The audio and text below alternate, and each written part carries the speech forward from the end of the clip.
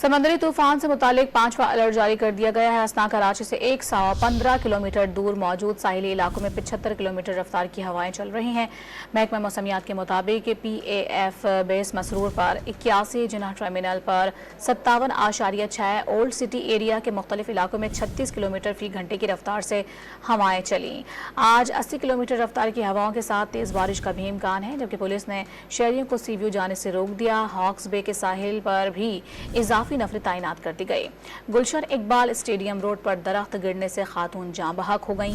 New Sindh secretariat में दरख्त गाड़ियों पर आ गिरा।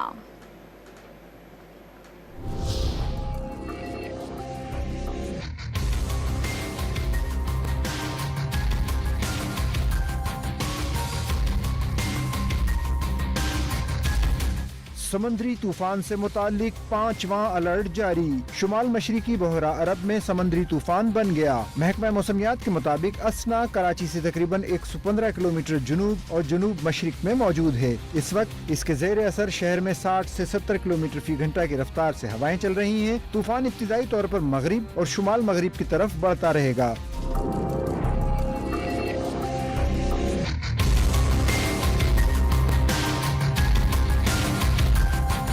तूफान के बाइस कराची, हैदराबाद, थरपारकर, बदीन, ठट्टा और सजावल में मूसलाधार बारिश का इम्कान है, जबकि टंडो मोहम्मद खान, टंडो अलियार, मुटियारी, उमरकोट, मीरपुर खास और सांगड़ में बादल जमकर बरस सकते हैं। PMD का कराची में साइक्लोन वार्निंग सेंटर सिस्टम का मुसलसल जायजा ले रहा है। डिप्रेशन की शक्ल में मौजूद है, जो कि पिछले 3 दिन से इसकी यही स्टेज चली आ रही है, डीप डिप्रेशन। क्योंकि खुश्की पर रहा है तो इसलिए मजीद इंटेंसिफाई नहीं हो सका। कराची और जो दूसरे हमारे शहर हैं, साहिली, ठट्ठा, सजावल, बदीन और उधर बलोचिस्तान में हब और पसनी, गवादर वगैरह, इन तमाम अजला में किसी भी जगह पर डायरेक्ट इसके टकराने का कोई ऐसा खतरा नहीं है।